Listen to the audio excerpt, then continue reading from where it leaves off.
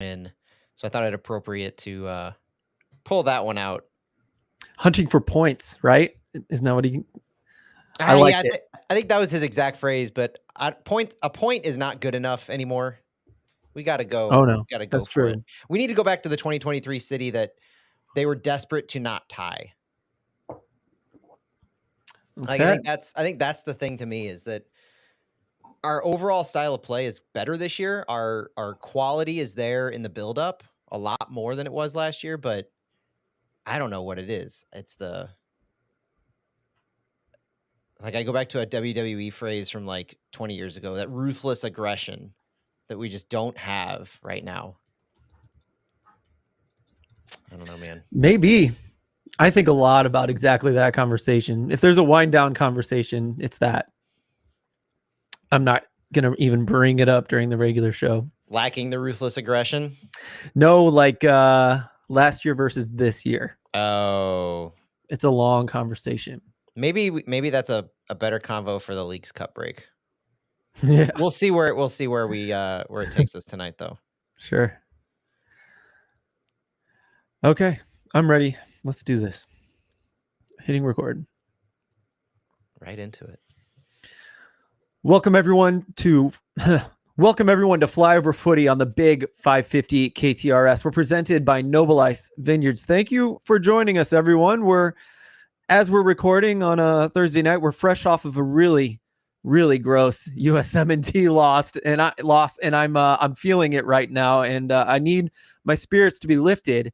Matt Baker is here to join me. Is tonight the night? Are we going to talk about City and lift our USA fan spirits, or what is tonight bringing us? We're going to get there. I think no matter when you're listening to this, whether it's joining us for our live stream, if it's Friday, Saturday, you're still going to be raw from that US match, I think, or at least fresh on your minds if you're a USMNT fan. It's going to take a bit. Yeah. Yeah. And we're not going to know anything until after the weekend. So this is the time to focus on City. And in the past few weeks, that's been a difficult thing to do when you're talking about positivity and trying to talk through your feelings and get into a better mindset. But I think there is enough that we can go off of that. If it's not overly positive, then it's just it's negative in a silly way. And I can't figure out how really to word this other than how in the world is this our reality that we're looking at right now? Like, you just have to laugh at certain things. A lot of the things we're going to talk about, especially here at the beginning, like the concepts of how deep we're going to go into the City 2 roster. It's just, it's absurd in how hard it's hit St. Louis. And I can't help but laugh when I think of some of these things. Yep. Yeah, it's getting pretty ridiculous. But it's got its downsides. It's got its fun sides too. I'm excited in some ways. And Matt, I think we've teased it enough. I think we jump right into those player updates because it speaks directly to that. Yeah, as we're recording this on Thursday, we started the day with 16 healthy and rostered players. We're missing guys like Tomas Ostrak, Celio Pompeu, Rasmus Alm, Joachim Nilsson all out. The players that we actually had available at the start of Thursday were Klaus, Glover, Thor, Indy, Kojima, Leuven, Durkin, Blom, Markanek, Watts, Parker, Yarrow, Totland, Nerwinski, Berkey, and Lund. We had basically 3 strikers, 5 mids, 4 fullbacks, and 2 center backs, and then a couple keepers. Since then, as we record it now, and as we actually head into the game, Klaus appears to be doubtful. He had a knee injury sustained in training, some kind of knock on his knee that forced him to have an MRI on Thursday. Tim Parker has a groin injury going on. He sounds a little more likely than Klaus, but he was noted by Bradley Carnell on Thursday. And Thomas Totland was also held out of training on Thursday with fatigue. It's a hot week. I think we know that things have been pretty humid and hot in St. Louis, and that was less of a worrying comment from Carnell holding out Tots. It was more of just precautionary fatigue, managing him with some of the bruises he's taken. He really didn't seem like he was that serious in Totland missing the match, but concerned about Klaus. Parker we're worried about. And so that leaves us with some of our City 2 guys. Short-term loans, players who've been practicing with City this week. We're looking at Brendan McSorley, Michael Wenzel, Jaden Reed, and Tyson Pierce. Now, these are the guys who have been with City, who have received short-term loans in the past couple of weeks. And on Thursday, we saw City 2 training before City early in the day. And Jose Kojima, Caden Glover, Brendan McSorley, Jay Reed, and Michael Venzel all trained with City 2, or at least appeared to train with them before joining City in their training proper on Thursday. And it's important to note at this point that City 2 plays the Vancouver Whitecaps 2 on Sunday. So this is definitely a scenario where we're looking at the first team plays on Saturday, the second team plays on Sunday, just 20 minutes away. And it's very likely that you're going to see some of those players, like if McSorley, if Glover, Jay Reed, any of those guys see minutes for City. If they don't see significant minutes, you're going to see them on Sunday. But with this roster looking at potentially 13, 14 healthy guys now that are rostered for St. Louis City, you're starting to look at how quickly we're burning some of these guys' short-term loans. As a reminder, MLS mechanisms have short-term loans from your affiliates. You can have up to 4 total loans in a season. You can have up to 2 appearances in an MLS regular season match. Brendan McSorley has 2 short-term loans and 1 MLS appearance left. Michael Venzel is out of short-term loans. Jay Reed has 3 short-term loans left and 1 MLS appearance left. Tyson Pierce has 3 short-term loans left and 2 MLS appearances left. Caden Glover is on a homegrown contract, so he can appear whenever he wants without restriction.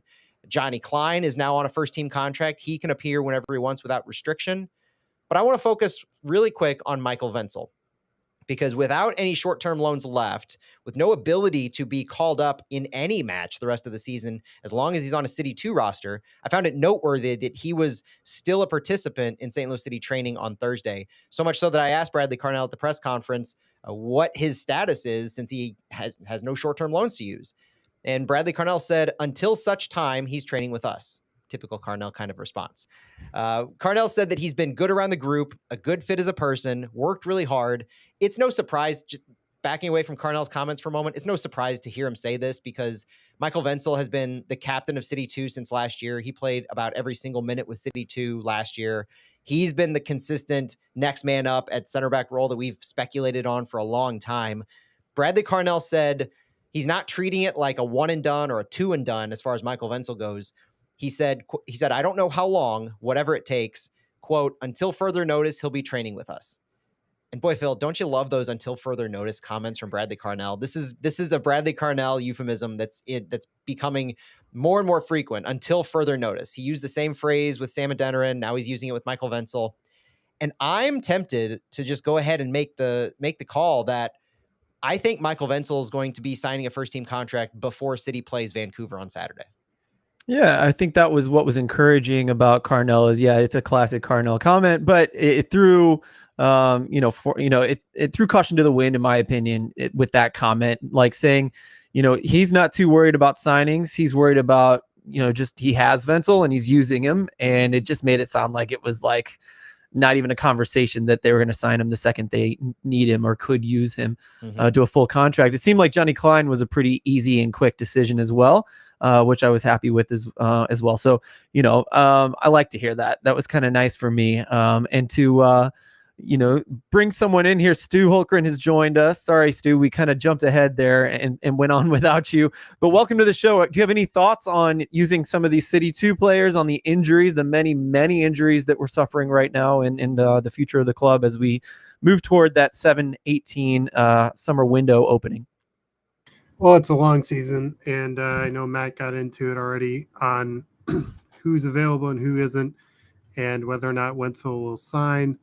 I think the starting 11 for Saturday will be a fun one to guess, because it's going to be just kind of scattershot. I know mine is significantly different than Matt's, but we'll get there. I don't have anything else to add other than it's a good break from reality to be here and talk to you guys and not talk about the U.S. game that just happened. Yeah, we covered that. I covered that pretty in depth. That was my opener there. I was like, we're all pretty sad, but we're going to push through this one.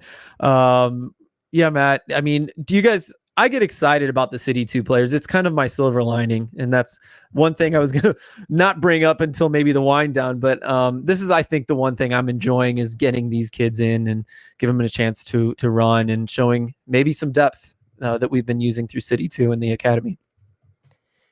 Yeah, I really think it's the biggest opportunity some of these guys may have ever had in this position. I was talking about Jay Reed last week, and the fact that he just comes out of nowhere to a lot of fans, just gets the opportunity to start at left back when St. Louis is having such difficulty finding a left back, a reliable, consistent week in, week out left back, and they give him this opportunity. I think that it just shows not only the confidence that St. Louis has in their academy, their two team, their overall organization and development, but it's a willingness to say if something's not working or if we have an opportunity or a need, we're not hesitating to give some of these guys a shot. It's got to be a great sign if you're looking at recruiting players to come play for City 2, because it really does show that you're willing to put your money where your mouth is in giving guys like this a chance to come up. And I know it doesn't help as a fan to say we're having to rely on these because of circumstances, but the silver lining is that development. It is that opportunity. And I don't think anybody was upset with what Jay Reed provided last week. His service in the box was great. I thought he had good two-way play. His defending was pretty stellar out there. Nothing notable on a negative was really, I didn't have a concern with him. And so I'm not ready to make the call that Jay Reed should be our everyday left back. I think that's way too presumptuous. I think we're at the point now where he deserves another look, but I'm not ready to anoint him our starting left back. And I don't think we should be doing that to these young guys. Don't put too much pressure on them. Don't let one shining moment dictate your expectations for the rest of their careers and their games with City. They're going to be regressions. They're going to be games where they don't shine as much as possible. But Brendan McSorley is one of these guys too, where he's shined for City 2. He's had a lot of quality games. He's played a good number 9. And now you might get to see him have a more consistent role or possibly a starting role with Vancouver's, given the fact that Sam's not an option anymore. Klaus is injured, possibly out for a while, depending on how that MRI looked. And Knut Thorsson's not an out-and-out number 9. You're not going to start him up top as your single 9. So opportunities abound, and what these kids can do with this opportunity is going to be huge. At the same time, Bradley Carnell has mentioned very consistently managing Caden Glover, moving him along very cautiously and carefully. Caden Glover is a good, I want to say 6 years younger than Brendan McSorley. McSorley went through college. He had the super draft. So we think of McSorley and Glover as maybe equals at times because of how they're being used at City 2 and what their role has been, but they're not equals as far as their physicality, their development, their overall, the style of play, but also just their experience. And what we can expect from them, I think, needs to be adjusted accordingly. So that's why I'm looking right now a little bit maybe towards Brendan McSorley as that opportunity based on what Carnell has said about being cautious about giving Caden Glover opportunities, but not pushing him too hard and putting those expectations on his shoulders. The other thing you mentioned earlier in the show that I wanted to bring up one more time, when we were talking about caution with players, I was happy to see that Tutland was being held out this week because, he's been starting a lot. He's been putting in a lot of minutes. And we do have guys behind him more so than some other positions. But at the same time, the gap is pretty big between him and the next right back just because he's so good, in my opinion. That's a personal opinion there. But I'm glad to see Tutland getting some time out to rest his legs because we don't want to lose more and more and more players by overplaying them, especially, looking at what happened to Klaus there. That was a worry of mine with him. And so we'll see if hopefully that's not a big deal. Any last thoughts before we go on, Stu, about kind of the health and makeup of our roster right now? No, it's just a hard period of time. I mean, it's really hot also during this time of year. I saw online some people were saying if this was an unusual amount of, muscle injuries. I didn't think that was the case. I have faith in the training staff. Doesn't seem like there's a lot of soft tissue injuries more than usual. And also training on grass, these guys aren't kind of dealing with that issue. So I don't think that's unusual. I don't think our training staff is pushing these guys too hard, and any of these things are, unusual on that aspect. Obviously the MRI on Klaus, I think, is a pretty big red flag, but I mean, we'll see what the result is on that. Yeah, on that note too, Stu, let's be clear on where the soft tissue injuries are, the contact versus non-contact injuries. I think it's really only Joakim Nilsson and Tim Parker that we're talking about with non-contact related injuries. Parker with the groin, Nilsson with the hamstring. We know Ostrak had a contact injury now with his ankle. Carnell referenced that directly. So we know Salio had a contact injury. Rasmus Alm, his MCL was a contact injury. Klaus, Carnell referenced Klaus taking a knock. And we were talking about this offline that if I can count up the number of times, the number of players Carnell has referenced players taking a knock, it's a contact injury. And so that's my assumption right now is Klaus had a contact injury. And so you're not really looking at an overwhelming number right now. Early in the season, we had like 4 guys out with hamstring injuries at one point. That was the time to say what's going on. Right now, I think it's just these guys are just taking hits. And it's really unfortunate as to how it's affecting a huge number of our players all at one time. Yeah, I am curious about that knock thing. I guess I always considered it would be, a slight issue, nothing broken or falling apart that we know of, but it hurts and it's painful and needs to come back. I'm not sure whether that's right either, but a knock is a knock is a knock is a knock. We'll move on. Let's talk a little bit about Vancouver. Matt, what do you have for us? Let's talk a bit about Vancouver. Let's just look ahead and see what we're dealing with. St. Louis City comes into this finally with a full week of rest. We had last week, we had 3 matches in 8 days. Next week, we're going to have 3 matches in about 9 days, I believe. So buckle up for that run again. We come into this 12th in the West with a 3-6-10 record, 3 wins, 6 losses, 10 draws, 19 points in 19 games with a -7 goal differential. And we still have yet to find our first win on the road, 0-3-5.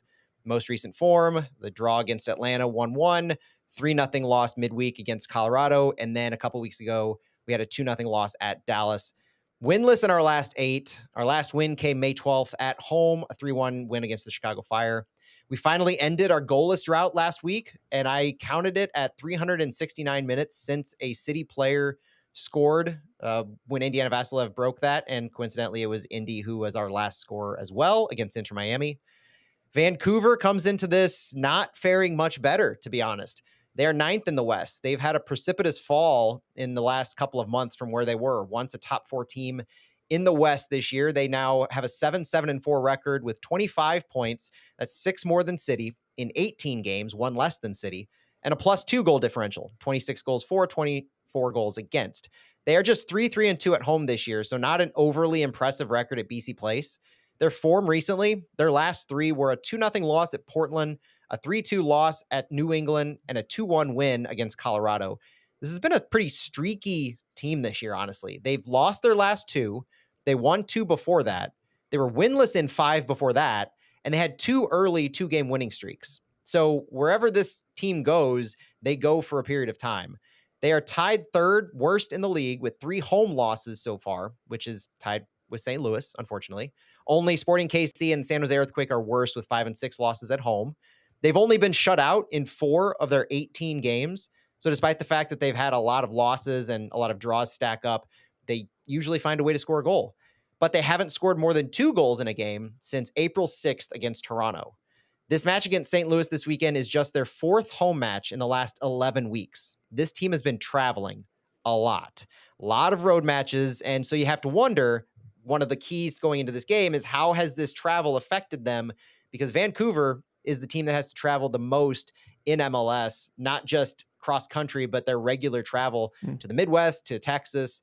This is it's an issue. And I think whether you relate to the injuries or what has stacking up for Vancouver, travel has not been kind to them lately.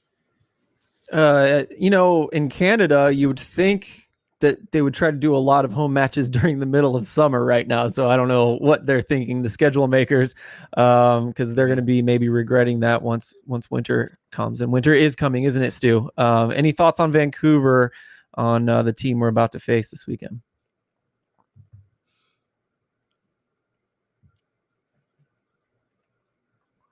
You know what? I forgot to do a station break, so I'm just going to cut right in here, and I'll arrange it later.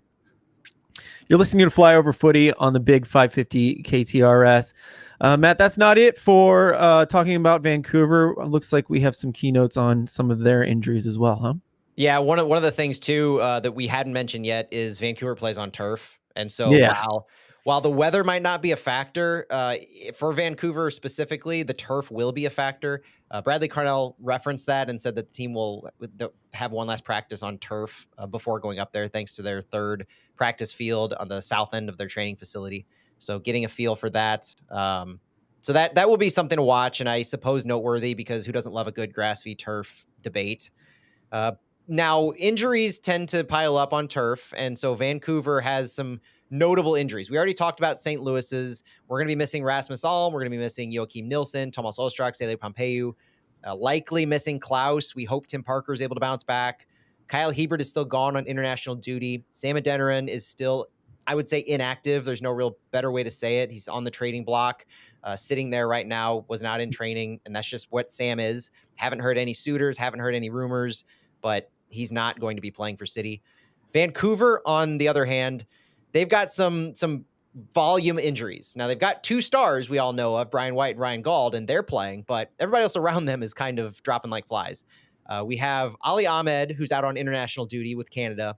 Andres Cubas out on international duty, their designated player midfielder with Paraguay. And then out, they've been out. So some new injuries that they've picked up. Damir Krylik had a calf strain and did not train, will not play on Saturday. He hasn't really been a regular starter this year, but if you remember that name, he came over from RSL. He's in his mid-30s, so he's getting up there in age, but his double-digit goal-scoring capabilities over the years have been significant. He's only started 5 games, played in 11 so far, but this not having Krylik in there really does hurt the depth in their attack. They're missing Alessandro Schampf, who's suspended because of yellow cards, 2 that he collected in the last game. He'll be suspended for Cities. Schaff has started 13 games for Vancouver, and he's a regular in their midfield, so that's a pretty significant blow for a team that has been taking 3 midfielders to start every match so far. They are bringing up their forward Florio Shoto. He'll be called up from Whitecaps 2 for the match. He's a forward, 3rd-round super draft pick, so whether they are looking for a starring role for him or just depth, I think that shows that they're also in a similar boat, needing to call up players from their 2 team to fill out their roster, add some depth. They also have Sam Adekugbe, who has a calf injury, and he's expected to be out. He did some light running earlier this week, but significant injuries piling up for Vancouver. And the last thing I'll say for Vancouver is their coach, Vanni Sartini. Vanni Sartini. I don't know exactly what's going on up there, but the combination of their form that they've been in or what else might be going on. There's a story out on Thursday by Tom Bogert that Fafa Picault wants to head back to the East Coast this summer. Picault's 33 years old. He came from Nashville and is available for a trade, apparently. He's one of their leading goal scorers, one of their contributors. It's not really understood like what's going on with Vancouver, but Vancouver isn't believed to be standing in his way if he wants out. Whether he plays this weekend, I think he will. I don't really see a reason why he wouldn't play, but it's notable that he now has reportedly asked for a move. Sartini is an interesting character. I know he's already, made a name for himself. I think there was that one game where he just lost it about the refereeing. Oh, he's been fined plenty of times. Yeah, exactly. He's outspoken. So, it kind of seems like that can happen with a coach like that, where he's outspoken, he's opinionated, and maybe he and a player isn't getting along. We'll see if this becomes a constant thing or if it's just a one-off. Interesting to watch there, but he does seem like a good coach. It seems like he supports his players and that kind of stuff, despite the bad run of form here. Stuart, you were kind of excited about Fafa Picault. You wouldn't mind picking up an extra speedy winger, hey? Well, I don't think he's going to end up here. I think he's going to end up probably in Nashville, but it's just interesting that this is the second player in 2 years who wants out of Vancouver because of how far away they are. Last year is Julian Gressel, I believe, who wanted out. Mm-hmm. And also with their coaching hires, they've always seemed to hire coaches who managed at a lower level before. I don't know if you guys remember, Mark DeSantos was there for a while. Yeah. Before Vanny. So yeah, overall, Vancouver fans seem a little frustrated with just how little. I mean, they're the third leg on the Cascadia Cup tier. Everyone forgets they exist. So, no, it must be hard to be a Vancouver fan, but it's not looking great. But NFC, Nicolas Fleuriot-Chateau is a player they're excited about. He has a low center of gravity. He makes quick runs in behind. He's won 3 penalties for Whitecaps 2 this year. And I think he has 5 goals and 2 assists. Yeah. So he might create some chaos. I wouldn't expect him to start, but come off the bench. Matt, you said Ben White White is healthy even after his muscle injury. So I assume he'll start with Gauld, but NFC will probably come off the bench, and that'll be interesting to see if he can create space. Because Whitecaps too, I think, are pretty bad at creating opportunities. Stu bringing in some stats on this one. I like it. Matt, it looks like we have some more. Did you want to cover those STL players a little closer, or I know you have some more Vancouver talk to cover today? Yeah, I think we've covered the St. Louis players as in depth as we need to, who are going to be missing. But I do think that what Vancouver is going to offer is going to be very reminiscent to what we saw last week against Atlanta. And Bradley Carnell even referenced that in the press conference, saying formational wise, with wide play and crosses, they're very similar to Atlanta. He said Vanny is very strict in his formation. He's very pragmatic, 3-4-3 or 5-3-2. So Carnell said, we know what we're going to see, and we should expect exactly that.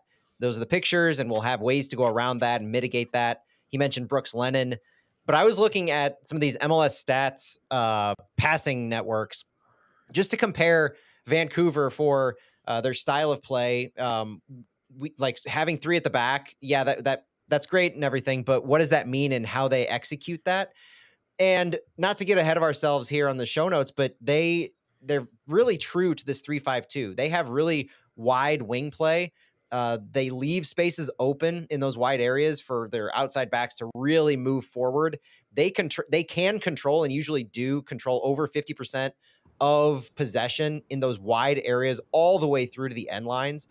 Their fullbacks get really high up the field.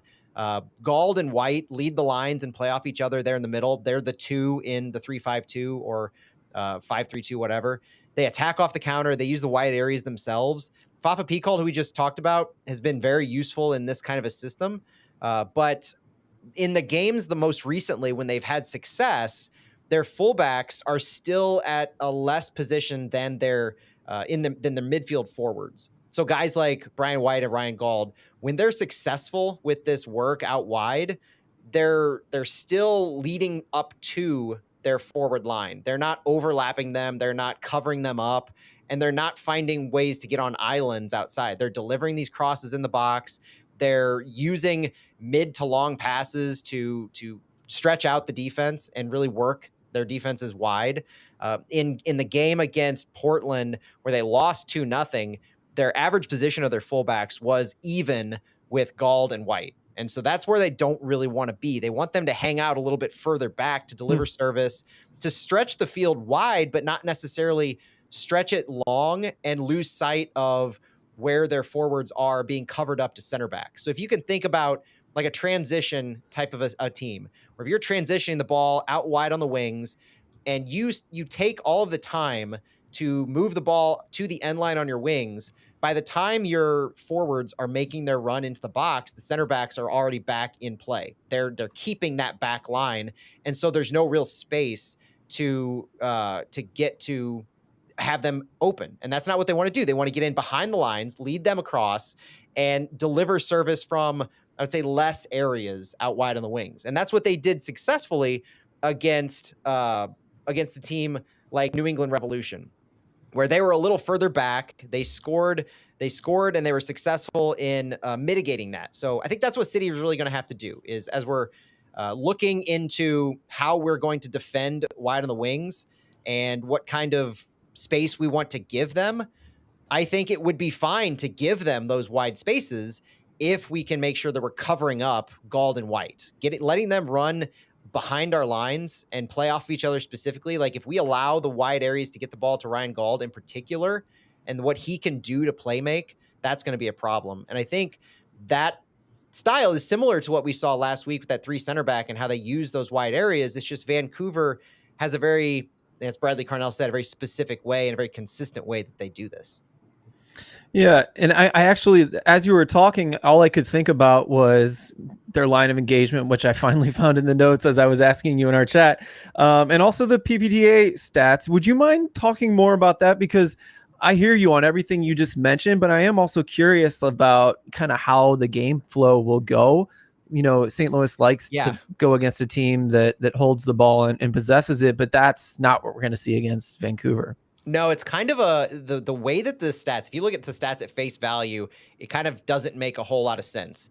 You see Vancouver having actually lower total percentage, average possessions per game than St. Louis. Vancouver is the 7th lowest team in total possession in MLS, and St. Louis is the 8th lowest. Now they're right there, right next to each other, 47.2, 47.3. Like I said, Vancouver likes to actually possess on the wide areas, but they will not be possessing at all in the final, in the attacking half of the field. If you look at the possession map and you put it into grids, you can say that Vancouver likes to possess in between the left and right channels of their defensive half and in the wide areas of their attacking half.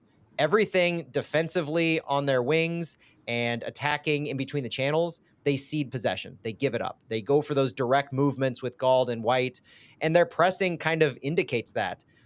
We know how St. Louis's press is, but Vancouver is the polar opposite. They are the highest team in MLS in terms of PPDA, meaning they allow the most number of passes before they make a defensive action on the ball, which is kind of a wild stat when you juxtapose it against St. Louis, who has the lowest. And we know what the St. Louis press looks like and how aggressive it is.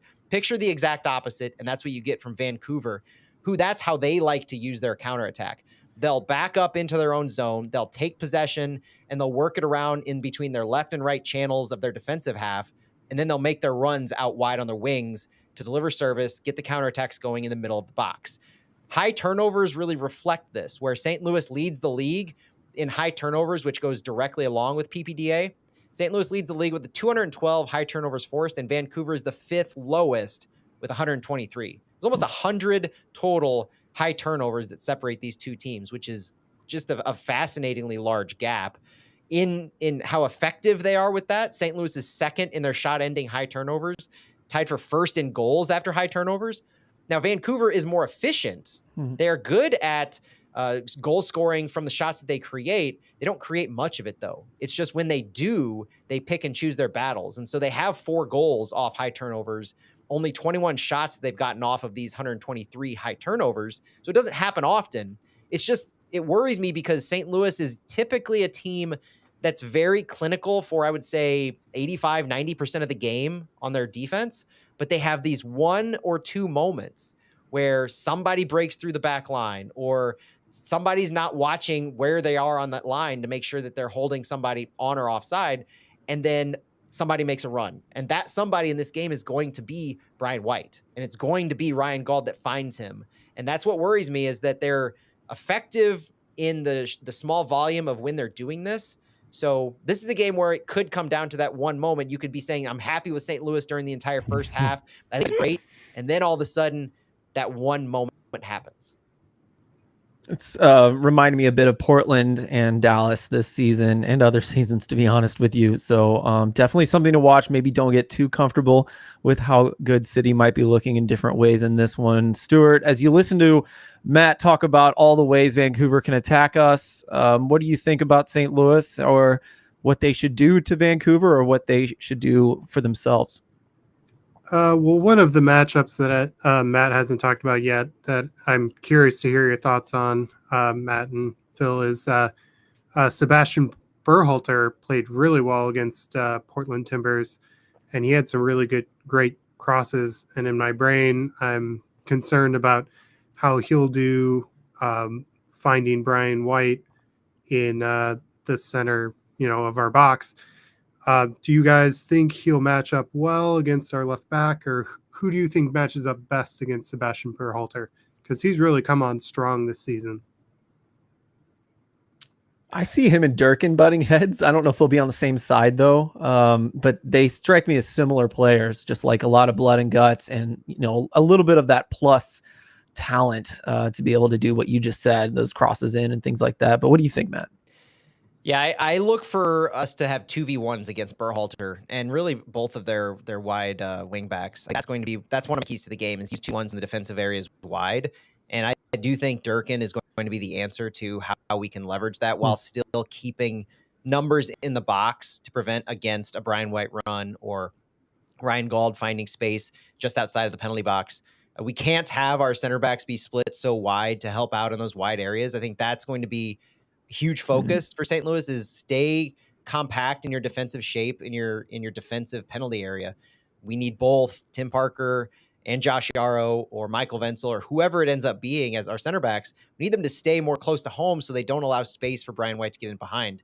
If you start to draw out, we've seen it in the past, when you have one area on the wing that you're focused on and you look on the other side of the field and if you have Thomas Totland defending on the right side against their left wing back, you'll have an Anthony Markanich or Akil Watts tucking all the way into goal, at times giving up that back post. And that's what I think St. Louis has to be concerned about, is keeping that defensive backline shape. And so my answer to it is Chris Durkin. If Durkin can be effective in sliding left to right as he needs to and helping out as that fifth defender, that provides the cover for your center backs to get back into their normal and natural position. It provides cover for the other fullback on the opposite side to then be able to monitor that back post and stay more true to your positioning. So Durkin could definitely be the key. And you might as well say Edu Leuven as well, because you're worried about both sides. Vancouver doesn't switch the ball a whole ton, but they do make a lot of medium to long range passes. They're among the league leaders in that. And so when you're looking at how they might move the ball, you do have to say that there's danger in, when they have the ball in the wide areas, getting the ball back centrally. And so if Durkin's helping out over on the wing, you have Leuven more central to help clean up the mess defensively. I think that's an opportunity to really showcase Edu Leuven as your box-to-box number 8, where he's doing a lot of defensive work when Vancouver finds the ball deep in St. Louis's zone on the wings and how they're looking to get in on transitions. But then that just enables Leuven to lead some of our transitions. I think there's a lot of opportunity for St. Louis to hit the counter after forcing a Vancouver turnover, where they're starting to get guys wider on the wings. They're trying to create numbers, and then that's how we can hit them. Edu Leuven is the guy to lead that charge. Absolutely. We are Flyover Footy on the Big 550 KTRS. We are presented by Noble Ice Vineyards. We have a little more time. I think you guys have kind of given some thoughts on how St. Louis should play. And I got to talk on the Big 550 with Brendan the other day, and I really enjoyed it. And I just want to say that I think with all the injuries that are out right now, I do think that St. Louis should kind of think about last season and start focusing on just, pedal to the metal, stopping the other team in their own final third. It was really interesting to me, Matt, to hear that we were tied for those turnovers high up and ending in a shot, or was it a goal? I think you said a goal. Goal. Yeah, I mean, that's wild to me. It sounds like as much work as has gone into possessing the ball and working through possession to get a goal through the season, that stat is still so high, and it's a necessary progression. I'm glad they're doing that. It's something that needs to be good by the end of this season at least. But right now with all the injuries, I almost feel like we need, echoes of last season. Just, throw in some kids, use your athleticism, get some turnovers, and just try to, grind out a goal in the other team's third on a turnover. It's what they're best at. When City's able to do that, it looks good. And it's like, oh, thank you. That's how we want to play. That's how we want to do it. It's hard when we play a team like Vancouver, though, that's going to sit back and wait for us. So that may not be possible in this one, but it is something I'd like to see us doubling down on until we get the new players in, Matt. But I don't know what you think about that. I think it's necessary in this game. One of the ways that Vancouver defends is through zonal marking. Looking back at previous games, looking back at previous scouting reports and how they actually defended, they have the 3 center backs that we mentioned. They will use the 3-4-3, 3-5-2, and they'll drop an attacker into the midfield, but they will focus so heavily on defending space rather than man marking.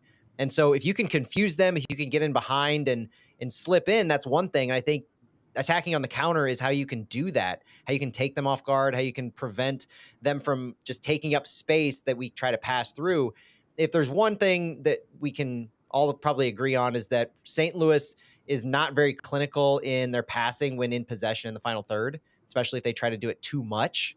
And so this is where you run into a problem. If Vancouver's zonal marking, they're taking away spaces that you're looking for anyway, and you're not being effective at when you have guys who receive the ball. And I think of AZ Jackson as the point earlier in the season where he'd receive the ball and he would either dribble into pressure or he would immediately be pressured. And that's what Vancouver's going to do, defending in space so that they can block passing. But then once somebody receives the ball, they'll go after him and they'll limit the movement that player can have. And then others will limit the space around him. So the solution to that obviously is focus on the counter, turn the ball over high on the field where you're inherently creating 1v1s or 2v1 opportunities in your favor. And you don't necessarily have to deal with setting up and finding your shape and trying to pass the ball in between players, lead through balls, and play around this zonal marking. Absolutely. I was thinking the same thing. We got to get to lineups. Stu, did you want to say anything really quick before we go on to that? No, it's just interesting as we talk. I know reading some of the things that Vancouver fans are talking about, they are really concerned about their midfield cohesion, and they're concerned that we will actually pass through their midfield. And I know we're looking at going down the wings and attacking that way, but they're afraid, obviously they're not the coaching staff, but their fans are afraid that their midfield is their weak point and their weak underbelly to go through. So that's maybe just something that how fans perceive things, but we'll see if that factors in at all. I mean, the stat that backs that up is that Vancouver has the second lowest number of take-ons in MLS, which is dribbling past the defender. So, which usually happens in the midfield if you're trying to work the ball through. And so they have the fourth fewest completed short passes, the fifth most completed medium passes, and seventh most long passes. We're talking, they don't pass between 5 to 15 yards. They do pass between 15 to 30 and 30 and above, playing the ball out on their wings. They don't really seem to want to take the ball on with their midfielders moving the ball and progressing. And so maybe that does play to St. Louis's advantage. Very interesting. I hate to cut it off because that is some fun talk, but we do need to get to our lineups and get out of here. So, Matt, let's start with you. Actually, I wanted to say, too, that Dustin Zerbruggen and Daniel Gavura are asking how many City 2 players are we going to have. Daniel's kind of guessing the number around 5. We're about to find out what Matt thinks, fellas. Matt, what do you think for this baseline of a starting 11? Baseline of the starting 11, I've got Roman Berkey, Akil Watts, Michael Wenzel, Tim Parker, Thomas Totland, Chris Durkin, Edu Leuven, Knut Thorsen, Indiana Vasilev, Johnny Klein, and Brendan McSorley. Okay. Stu, what do you think? So I have, and I think we've switched this up a little bit over the course of the day. I have Berkey, Markanek, Wenzel, Yarrow, if Parker's not able to go, Totland, Durkin, Bloom, Leuven, Klein, Indy, and McSorley, assuming that Klaus is out, and I'm not very optimistic there. Yeah, this is such a weird one. I'm gonna say Berkey, Markanek, question mark. That's been a fun one to watch the last several weeks, hasn't it? Wenzel and Parker, Totland, Durkin and Leuven. I'm gonna put Klein and Indy at the wing spots, Kijima at the 10. I know I did that out of order. And then I think I'll throw Thor up top to start, just because I think like a veteran presence that I just don't think McSorley and Glover look like they're going to score when I see them on the field. I think they're more of a substitute, get a turnover, and maybe, get one in there. So that's why I think Thor might get a run. He got that goal that was, disallowed, which is a very, like I've been saying over and over, it's a very striker movements he makes in the final third and around the box. So I think he's got, the instincts to do it. Let's give him a run out and see how it goes. I definitely think Thor is a good bet for this one. I think Kajima is a good call out. I could easily see Thor, Kajima, Indy, and then I say McSorley up top because if Klaus is out, McSorley is going to be playing, and this is his second. He'll be a second appearance, second and final call up for MLS. And so why not start him? That goes along with the moving Caden along a little easier and giving McSorley more minutes in his appearance, his final appearance. I also do think the center back call if Parker can't go, Wenzel and Yarrow. If Parker can go, probably Parker and Yarrow, I think would make sense. And then maybe you just leave Wenzel off the roster and use Jake Nowinski as your third center back. That could be an option too. I agree with that. Cool. Yeah. Go ahead, Stu. What about the wild card of Mickey Joyner? I would love that. I want to see it. Like, he would have to get assigned to a homegrown, in my opinion, but maybe not. Maybe not. Yeah, that's a good shout on a possible wild card call up. I do think the number of call ups overall, I would say 4 was my benchmark. I'll set the over under at 4. So I might put a poll out on Flyover on Friday to see what people think. But that would include Brendan McSorley, Jay Reed, Tyson Pierce, maybe, and then possibly a couple others that we haven't seen recently. Fun stuff. That's silver lining. I'm really excited to see what kids can play in this one. It's going to be fun, guys. Keep sticking with our team and having faith. Yeah, it gets annoying to see loss after loss, but I do think they'll turn the tide. And if they don't, it is nice to see the kids in there. So thanks for listening to us, Flyover Footy on the Big 550 KTRS. We're presented by Noble Ice Vineyards. Enjoy the game, everybody. We'll talk to you next week. Bye-bye. Okay. Wind down time. Be right back.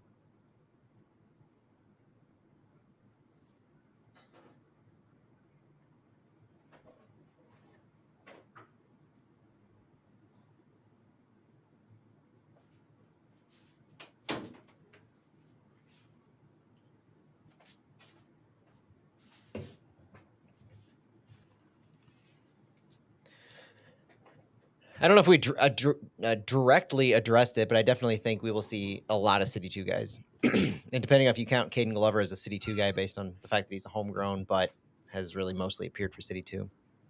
It's a thin roster. Yeah, there's the debate. Minnesota guys were talking about how they have the thinnest roster right now. And Cincy guys are talking about how they're the thinnest roster, and they don't know what thin looks like. Yeah, Union guys are also thin right now. I think it's just the nature of the summer.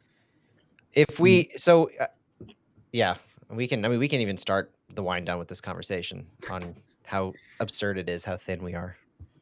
I can open it and then just drift off into the That's like half our players have been doing, just drifting off. I like it. We'll start with that. Here we go.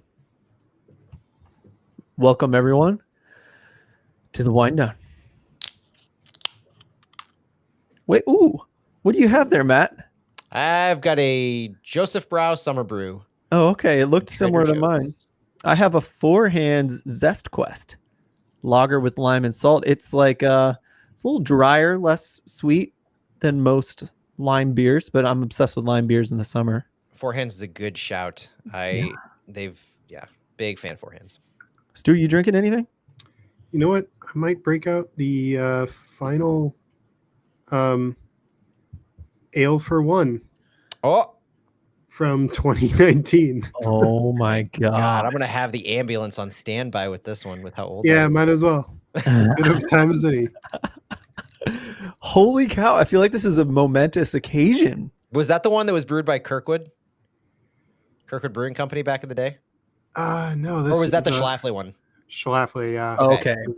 I got 30 of them in 2020. And the Schlafly ones were really good.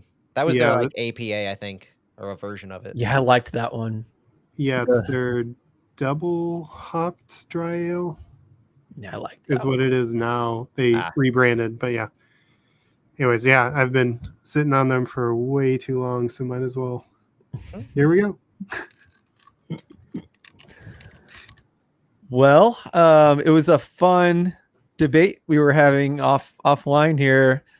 What MLS team is the thinnest? It sounds like there's a fan competition for the search for, I don't know, the most everyone to feel sorry for them. I don't know what's the phrase I'm looking for here. Yeah, it's the making yourself be the underdog the most, I think, is what the goal is here. The search for the most pity, something like a pity party. Like, I look through the MLS player availability report from last week, and I see teams that have, like, Minnesota has 7 players listed as out, 4 due to international duty. So I think there's a different kind of mindset going on here. Like, right now we're in the middle of the Euros and Copa America, and so you have a lot of talented players missing from your roster, and so it feels really devastating to be missing those guys. And I get that. I'm sympathetic in theory to that, but our guys are legit. Like, I mean, the types of things going on right now that are causing St. Louis to miss these players is just, how does all of this happen at once? I mentioned at the onset of this show that we have 16 healthy and rostered players that are available for selection, and I named them. And we're missing injuries for the season to 2 of our players who had played and been huge contributors, Tomas Ostrak and Celia Pompeu. You had contact injuries in the same game to Rasmus Alm in his MCL, Joachim Nilsson, or to non-contact Joachim Nilsson, I should say. Rasmus Alm deals with that. You have now Klaus and Parker, but we don't have anybody on an international duty. Like, we don't have anybody to that extent where we're saying we're just missing them for a little bit. We've got guys who we don't know when we're going to get back. And on top of all that, we just traded AZ Jackson, who was our starting number 10 for the entire back half of last year. And we are kind of, I don't want to say we're self-inflicting wound with Sam Adeniran, but whatever has occurred behind the scenes has really affected St. Louis on the field. And I'm not one to say whether that's good or bad, because I don't know what those behind the scenes off the field things were. I don't think it's appropriate to say we have to put Sam on the field, because I don't know what happened. And that to me is pretty disrespectful to Bradley Carnell to say play him at all costs, because you could be very well throwing your principles and your organizational philosophy to the curb if you were to do that. And I think long term, that could potentially have massive detriments to the entire locker room if certain things are true or played out, in that way. So not having Sam is a huge issue right now, because we're out Klaus possibly. Just traded AZ, like I said, and we never replaced Nico Gioacchini up until this point. So now we're possibly out all 3 strikers that we went into the offseason thinking we had for various reasons. Stu, you got to speak on the subject before you fade away, as you put it. I mean, MLS, the rosters aren't really built out to be deep. I think this is going back to Vancouver, but one of their fans characterized Vancouver as the Atletico Bilbao of MLS, which was interesting. And for those who don't know, Atletico Bilbao, they only sign players from the Basque region of Spain and France. Yeah. So I guess they're obviously saying they only sign homegrown Canadians, but I don't know. But you have to find talent where you can find talent in MLS, because rosters aren't built out to be deep with our current structure. So 4 or 5 injuries, you're going to be in a deep world of hurt, and we are right now. And I know Minnesota United fans, Union fans, FC Cincinnati fans are talking about Hagelin being injured and Miazga out for the season, and Miles Robinson, maybe he's coming back or not.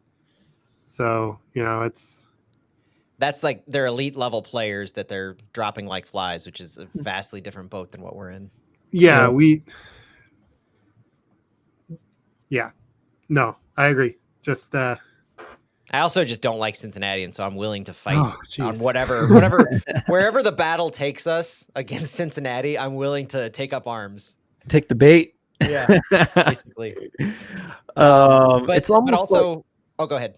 Well, it's almost like someone should hammer home the fact that we could maybe use more loan ups from our two teams to our senior team. I don't know if anyone talks about that every single week, but I mean, maybe. there are mechanisms, like Bradley Carnell mentioned, mechanisms to take advantage of when in context of Michael Venzel, and like not just what they did with Johnny Klein, but other things that they could do. Like there are things that let us bring up players. There's the replacement players that we can sign because Ostrak and Salio are on season long injury lists. There's also just open roster slots that we have. There's these short-term loans. I mean, there's a lot of things that we can do just looking at this year. So if you look at the transfer window coming up and you know that we have Cedric Teukert, we have Jake Girdwood-Reich, we have rumored Marcel Hartel coming.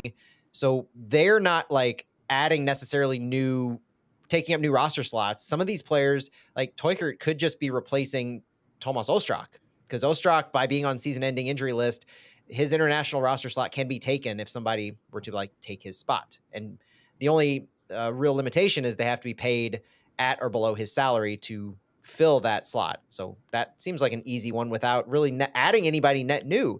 Teukert's coming in here to replace Nico Gioacchini. That's ultimately what his role is and was intended to be in this offense. And now we're at a point where we're looking at him replacing somebody entirely different, possibly. So there's plenty of other things that we could do. And on Hartel, real quick, because a bunch of people had commented in our chat, and I feel like every time I post something on Twitter now, it's where's Hartel as the response, even if it has nothing to do with St. Louis City necessarily. And I do feel like that's a self-inflicted wound to an extent, because we picked up the news so hard, or at least I did so hard, on the reporting that had occurred on his timeline. Like, remember a week, what was it? Was it a weekend ago or 2 weekends ago when that news just broke hot and heavy? It was like one Saturday, 8 a.m. All of a sudden, it was like St. Louis is interested and having conversations. And then by noon, it was a deal is about it to be in place. Like, this is almost across the finish line. And then later on that week, it was reported, this was this past week. Later on that week, it was reported that Hartel was coming to St. Louis this past Friday to sign a contract. Last Friday to sign a contract. And then that's what led to speculation of, okay, if he's signing a contract on Friday, which that one wasn't reported by Manuel Veth. That was reported by somebody else. Forget the name, one of the European coverage guys. But if that was true, then we thought, okay, maybe we make the announcement on Monday or Tuesday or sometime this current week. And that has obviously not occurred. But just because something doesn't get announced doesn't mean anything's fallen apart. It was very astutely pointed out on Twitter that Marco Royce also has not been announced by anybody yet. And he was rumored to be going to the LA Galaxy much earlier than Hartel's news to us. So these things take time, just because my whole philosophy, I'll just reiterate this. I can't say, I need to put this on my forehead and just like tattoo it, is that if something is leaked regarding an MLS transfer in or out, there's basically two reasons I think that will get leaked. Somebody has something to gain for it, whether it's an agent or somebody associated to a player that has leaked something to a reporter as a source, and they have something to gain for it. Maybe they're trying to drive up a transfer fee. Maybe they're trying to drum up interest from other clubs, type of thing. The other reason is that move has made it to the MLS League office. If you haven't figured it out yet, there are sources in the MLS League office that leak things to reporters. Like, that's how insiders get some of their information here. It's very clear that certain moves are announced or leaked to certain reporters because they've made their way to the league office. And if you pay attention really closely, you can probably figure out which ones those are because of among other things, not just who reports it, but the specific thing that's being reported has something to do with maybe an MLS GAM mechanism, or needing to have a discovery rights issue figured out, something that has to go through the league's office, as opposed to just a team reaching out to a player for interest or signing them. Those are the two reasons. Somebody has something to gain, or it's reached the league office. And I think that's where we reached the point from Hartel. And now it's probably, if I were having to guess, it's either a done deal and we're still figuring out the announcement timeline, or some nuances still being worked out.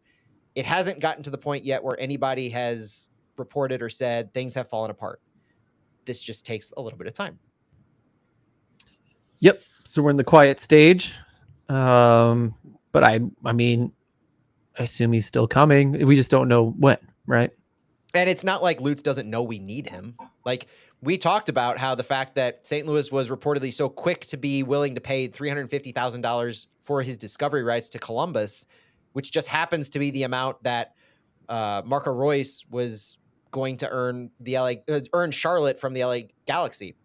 So that money St. Louis may have been willing to pay for Marco Royce. That deal just didn't work out. These kinds of things, Lutz knows and is absolutely frustrated with the current form. He sees the holes, he sees the needs, and he's doing work. And the summer transfer window is typically where the work gets done. It's a lot harder for MLS teams to find quality talent in the winter transfer window in January because of the European leagues still in season. You're not seeing guys. Cedric Teuchert was the perfect example of this, where Hanover wasn't yet sunk in their season, and so they didn't want to let Teuchert leave for a free, let him leave for less than something they could get for him. They still needed to use him, so they jacked up the transfer fee price. St. Louis wasn't willing to pay $1 million to get him, and so now we were able to get him on a free during the summer. Summer is when these big moves happen, and that's what the expectation should be for St. Louis, is knowing how our season's gone, the depth issues that have occurred. You get guys in this window who can make differences this season. Any thoughts, Stu? Yeah, there's plenty of time. Bring him in now. Like Baker said, summer window is when you really will find your impact players. And Teuchert, we tried to bring in January, so it's not like let's waited until and just held off. He knew and tried to make moves, and it just didn't work out budget-wise. I mean, also with Euros going on, a lot of agents and players are focused on Euros or Copa America. So yeah. That's a good point. There's a lot of football going on in the international world. Yeah, things move slowly, and never trust silly season. Also, never trust Fabrizio Romano necessarily because who knows, or Buttenberg or whatever your in the know guy is, unless he's Matt Baker. I haven't gotten a jab in on MLS playing through the international windows, but I would say we've covered several things today showing the difficulties and unfortunate repercussions of that. Us being a forgotten league during this time while we're playing and still reporting and talking about them as they play during international windows is, boy, it's a funny thing, isn't it? Hindsight is 2020, as Byron Tim notes in our live stream chat. In hindsight, we could have traded the Adeniran $1 million for the Teuchert $1 million over the winter, and it's a wash. if only the world worked that way. As long as that 1 million was real. Was that Adeniran 1 million real? Gam. I mean, you never know. Yeah. Not going to think too hard on that one. Matt, you wanted to talk about some loaned players? I know Miguel got a start yesterday. That was nice. So this past week, especially with all the conversation like we've focused on about lacking depth, missing players, drawing from City 2, there's been a lot of questions and comments about where's Miguel Perez? Why aren't we recalling him if we're so desperate for depth? And there's two answers to that. The first one being we're not necessarily desperate for depth at the position that Miguel Perez had been playing for us. We still have Jabulu Blom, Chris Durkin, Edu Leuven in our midfield. Jose Kojima can play that position. That's his position, center mid. That's where he plays. Akil Watts is center defensive mid as well. Like, we still have depth. That's probably one of, if not the only position that we have true depth in right now is our central midfield. So that's probably the first reason why we haven't recalled Miguel Perez. Second thing is Miguel Perez is on a season-long loan. So if we were to recall him from the Birmingham Legion, the loan would be over and he would be with us for the rest of the season, just like Sam Adeniran was last year with San Antonio. And so you have to think, all right, what's the long-term, not just need for St. Louis this season, but long-term benefit for Miguel Perez? Even if we were thin at center mid, would recalling Miguel Perez for possibly just a few games before Leagues Cup really help him in his development and the whole reason that we sent him out on loan in the first place? And I I struggle to say, yeah, I just don't think that would be the benefit for him. And it's just magnified by the fact that we don't need depth at that position. The other side of it is Miguel Perez's loan with the Birmingham Legion in general. It's not going great, I would say. I wouldn't characterize it as a smashing success. I would probably characterize it as somewhere in between Isak Jensen and Selmer Pedro, where Isak Jensen was a massive success, so much so to the point where Viborg picked up his option extremely quickly before their season was really over. And they said, we want to keep him. He's doing so well, scoring goals, getting appearances for Denmark's U23 team. We're keeping him here. He's Danish, he's ours, and he's home. And then Selmer Pedro, I still don't think he's really seen a start since last fall, maybe once. He's had injury issues, he's had form issues. Red card issues. I think his loan actually expires at the end of June. If I recall when that was first announced and looking back, it said it was on a season-long loan or a one-year loan from last year. So I believe it expires at the end of June. I don't know what we're going to do with him, but we have posited, or I've posited, that I think Selmer Pedro is a candidate for our first contract buyout. I don't see him coming back, but if his loan is up, we got to do something with him. Yeah. And so Miguel Perez is somewhere in the middle of that. 13 matches played, 3 starts, 394 minutes played for the Birmingham Legion. And I point to our friend, Phil, your good friend, Kaylor Hodges from the USL show. Kaylor has a nice thread on Miguel Perez because there were comments over the past week, a little over a week ago, that it's time to recall Miggy, but because it's not working in Birmingham. And Kaylor pushed back a little bit, saying if by not working, you're meaning getting playing time, yeah, it hasn't been successful. But here's why.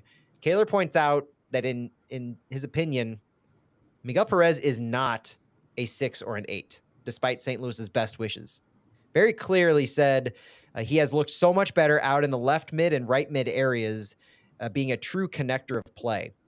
Some of the things that Kaylor said is that Miguel Perez is simply not at the level yet to start for a playoff contending team in the USL Championship. Not saying he's not going to be great, but the talent is there. He's just not quite there. But he's also way too good for Next Pro. The first time living away from his hometown, he's in better physical shape, Kaylor says. Training with grown men every day has been amazing for him. He still gets the minutes against those grown men. But thinking about his future, Kaylor reinforces left mid, right mid, at least right now, and then possibly sending him on loan to USL League One after Birmingham or some other plan to keep getting him minutes at whether you compare League One to Next Pro, that's debatable. But this level seems to be good as far as his training goes.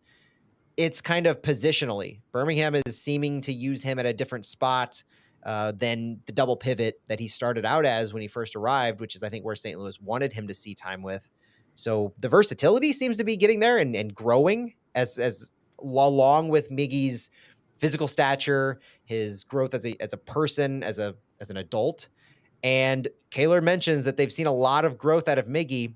They do think this is the best place for him to cut his teeth. Other options being, similar areas in the USL, but just in Birmingham itself, I think Birmingham has a pretty deep midfield or deep-ish midfield. Mm-hmm. So it really depends on what your criteria of a successful loan is for Miggy Perez. Translating directly into minutes and starts hasn't been there, but growth as an athlete, getting every single day training against adult players, physical players, not 19, 20, 21-year-old players with Next Pro necessarily, that probably will help him a lot long-term. And to me, it all boils down to he's doing what he's doing in Birmingham. He's maybe learning a new position that may be helpful for City, but ultimately he's getting this experience and it's better than what his options and minutes would be with St. Louis right now, given our center mid situation. How do you feel about the loan, Stuart? I mean, is there something else you wish had happened? Is this good for you? What do you think? Well, beyond, like Matt said, he might be developing into a different position. It's also St. Louis seems to have a good rapport with Birmingham Legion, and you want to keep those things going. You don't want to yank players around here or there. last year. We sent Sam to San Antonio, but he obviously had a history there. Overall, I'm of the opinion you let guys go on loan. You don't want to pull them around, give them stability, let them stick around. When it comes to Pedro,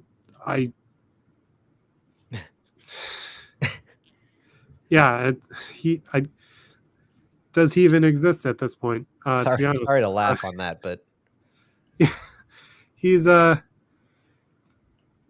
always remember him for his banger against Chicago Fire 2 in 2022. That was a hell of a goal, and his flame burned bright and it burned right out. it burned right out. It just brings me back to thinking about the Bosnian fans who, when we signed him, was that 2021, late 2022? 2022. He was our first official signing in early 2022. Yeah. Yeah, the 3 days before Yarrow, if I'm remembering correctly, or 2 days. Anyways, they were just kind of laughing, like, "Are you guys serious that you're signing this guy?" And I'm like, "Well, I don't." I didn't know that they called it out, huh? Well, you always kind of talk trash about a player who's leaving your club. It seems to be the way that anytime you trade a guy or he transfers out, yeah, it's never the most positive thing. So take Fair. that with a grain of salt. And Pedro had just gotten a Bosnian call up against the U.S. in L.A. I think that was like a month or two before we transferred for him. So that's right. He did in December, I think, of that previous year. yeah, it was the high water mark for him. No, I think it was January because that was Camp Cupcake that year for us. U.S. I mean, so yeah, Pedro played. Overall, I mean, loans are guys you don't want to set them and forget it, but you monitor them and you come back to them, and I don't think there's any cause for alarm with Miggy at this point. I don't either. I just want to say that, like, I so far, when we say successful loan, yeah, like starting most games and what Jensen did, scoring some goals, assists, and things like that, that's the goal, right? But it's not the only reason for a loan. In some ways, sending Jensen to an easier league to at least to score in, to get some confidence, and maybe we sent him originally just to give him a sale, right? If he was more happy there and he wanted to sign there and they were willing to take him, maybe that was the goal of that loan. Who knows which of those it was or something else. But with Miguel, like, the other part of this loan isn't, other than success in the league, is to make him a better professional, to grow him, to put him in an uncomfortable environment. I mean, what happened to him last year was, a lot of it was like, we needed a guy, right? We needed a body, and he filled that. I think they simplified the game for him as much as they could to make sure he could be successful. But he fell into a really easy, good, fun situation, and he performed here and there really well.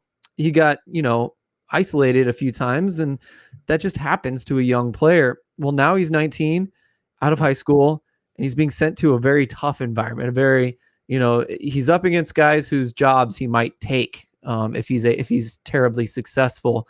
And these are guys that are older and with families. It's not like League One or MLS Next Pro. Right. So, I think we're getting all of that out of Miguel. And if Miguel gets close to 800 minutes, I would love to see him get to 1,000 or more. At that point, I'm happy, right? And I think he's definitely getting better, learning different styles, learning, how to work with a different group. I think it's going to be just fine. And as far as what Kaylor was saying about him being a winger, maybe not a 6, maybe not a dual pivot guy, I think in the last game he played as an 8 in a 3-man midfield. And we see Leuven doing that all the time, like splaying out wide. And I think Miguel has always been comfortable out wide. So I think Kaylor really nails it there. And maybe he's right about the winger thing or the outside midfielder thing. But I think he fits very nicely as an 8. and can serve as a 6 if you need him, as we saw last year. So I don't think anything crazy is going on in Birmingham. I'm not worried. Nah. I'm fine. I just wanted to kind of throw some confidence in there before we moved on, so that maybe we don't have to freak out about it. To me, everything's going just fine with Miguel. Agreed. There's plenty of other depth areas that we need outside of center mid to worry about.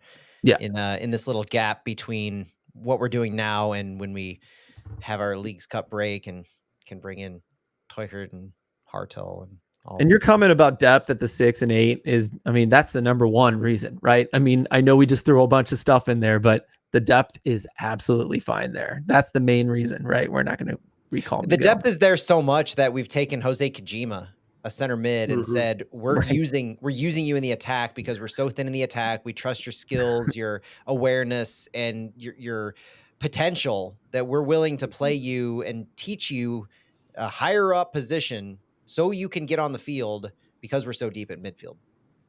Yep.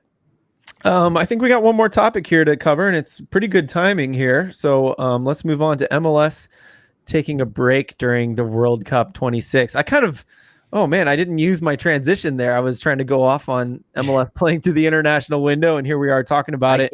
I gave you the in. I know I missed it completely. But yeah, wait, you don't want to use time on this pod to go on a tactical breakdown of U.S. Panama.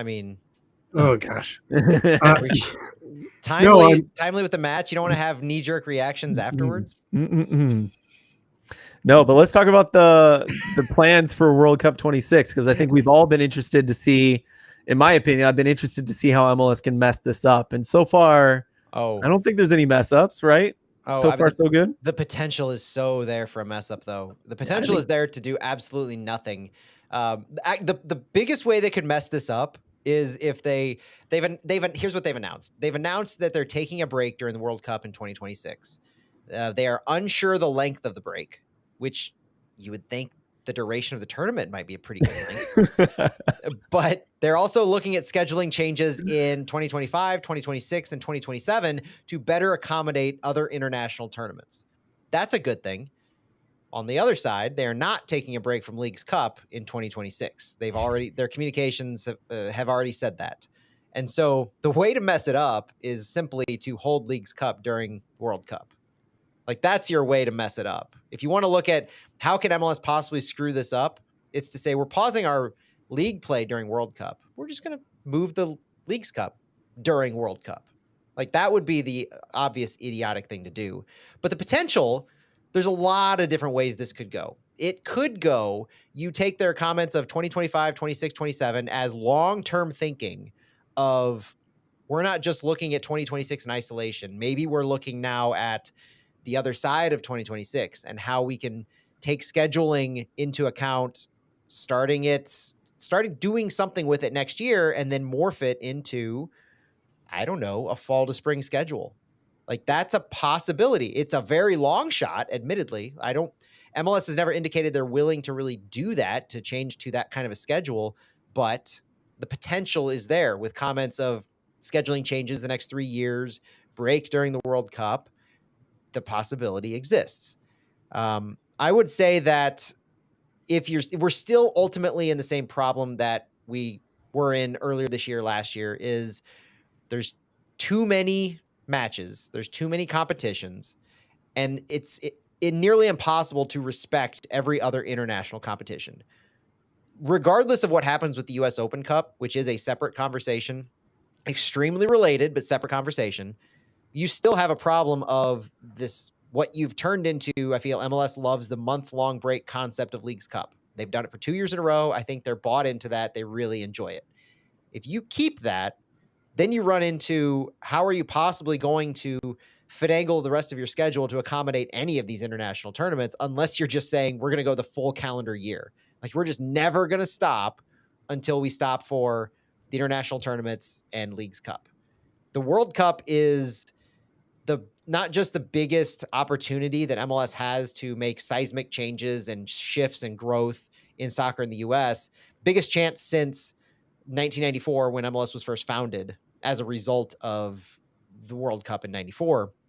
But they have a chance to join in the international landscape to an extent, to satisfy not just fans but players alike who don't like playing through these breaks. They don't like playing shorthanded. The players who go to join their international teams don't like sacrificing league play.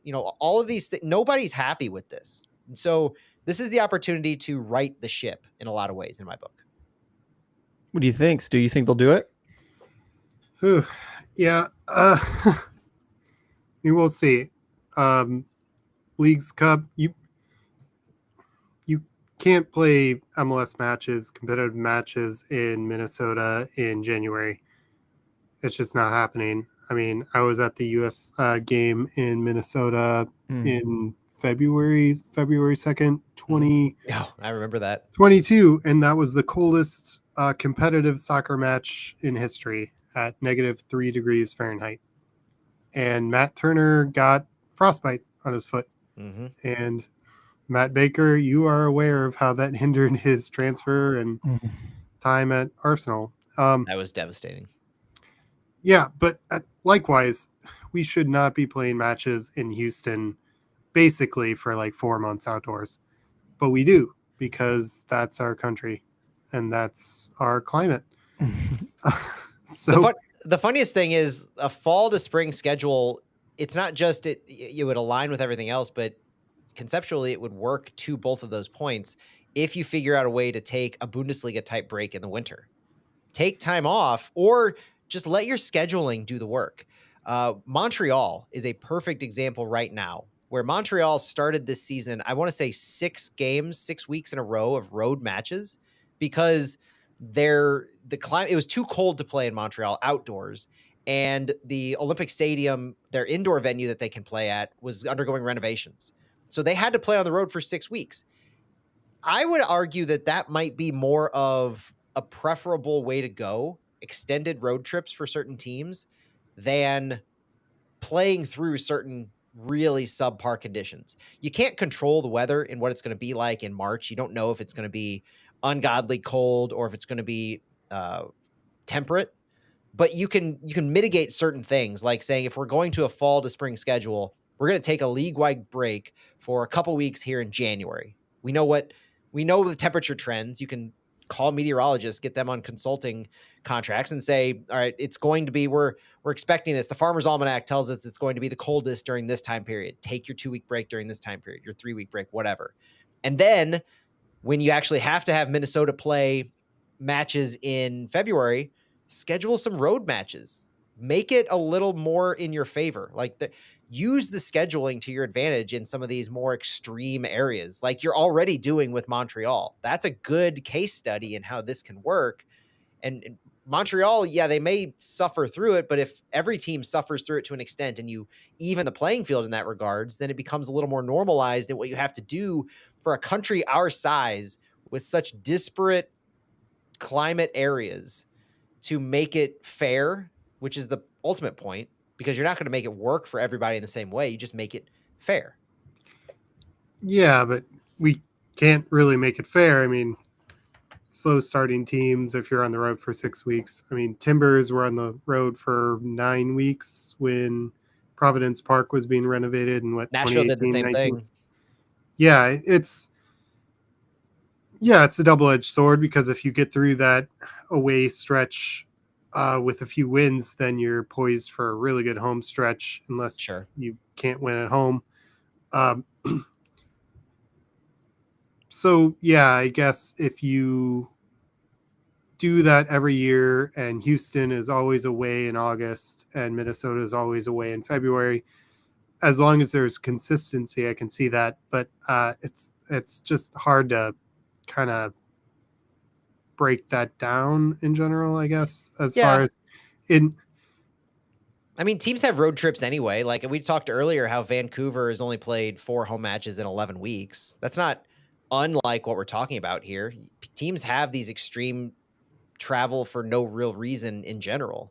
I mean, part of it is I'm not saying they have to go on the road. Like Minnesota has to go on the road every single match from if they have a fall to spring schedule, every single match in the month of February.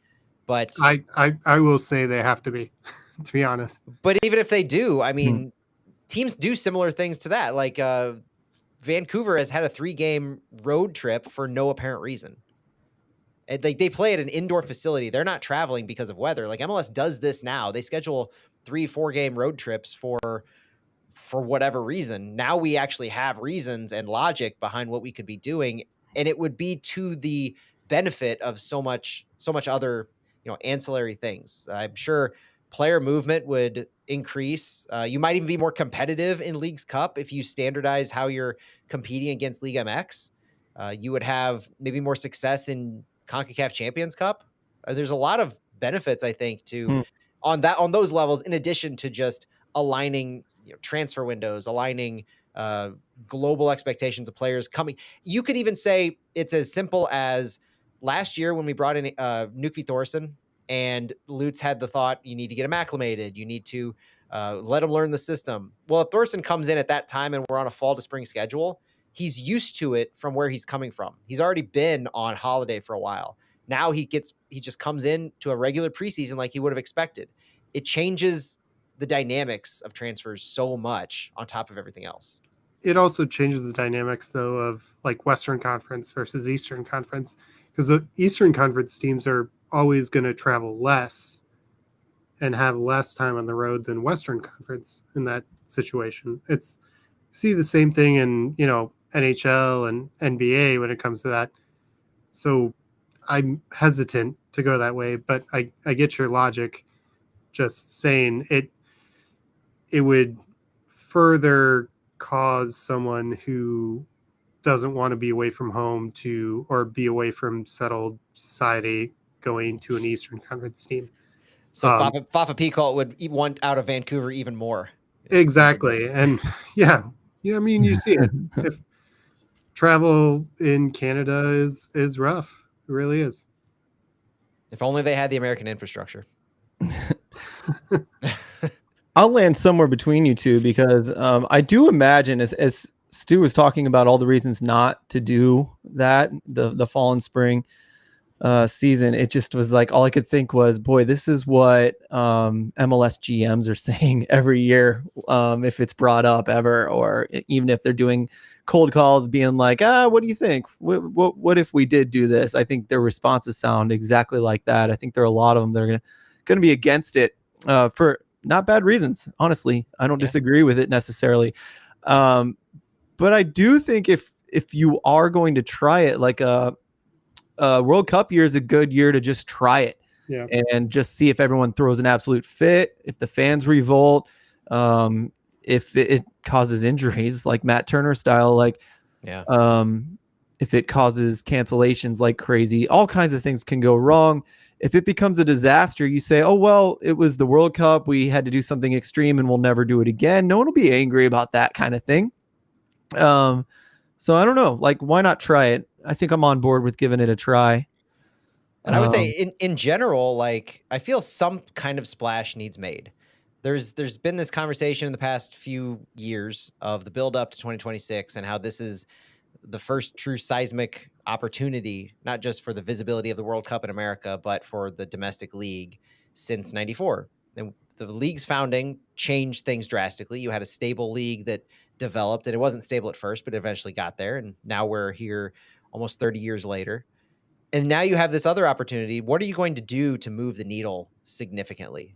Now, I don't know what metric the needle is tracking in my analogy, but something seems like a splash needs to occur to break through the pantheon of American sports. And that may be like a metric is you have to use this to make some seismic change. And if it's bringing legitimacy to the league by going to a fall spring schedule, maybe that's enough in context with everything else, because it feels like MLS still has that glass ceiling to break through in the larger American sports conversation, where so many people are willing to follow the EPL and the Bundesliga for the quality, and MLS needs to do something seismic to force themselves into that conversation. That would be a first, I think, in some ways. I guess in other ways not.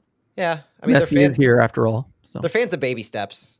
That's Yeah. that's why GAM exists. That's why TAM exists. That's why DPs exist. I mean, everything that we have here can be viewed as band-aids or baby steps. Yeah. Well said. I agree.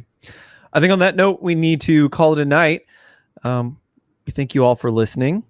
I will just say this, that Flyover Footy does not endorse taking a synthetic, meaningless money grab of a tournament and putting it during the World Cup in 2026. That's something we do not endorse. It would in no way make that competition seem even more meaningless and more of a money grab. That's, you don't want anyone confused around here. So we are very much pro World Cup, and at this point in time, based on other decisions, anti-Leagues Cup. Thank you again for listening. Enjoy the game, everyone. We'll talk to you guys next week. See ya. Go City. Go City.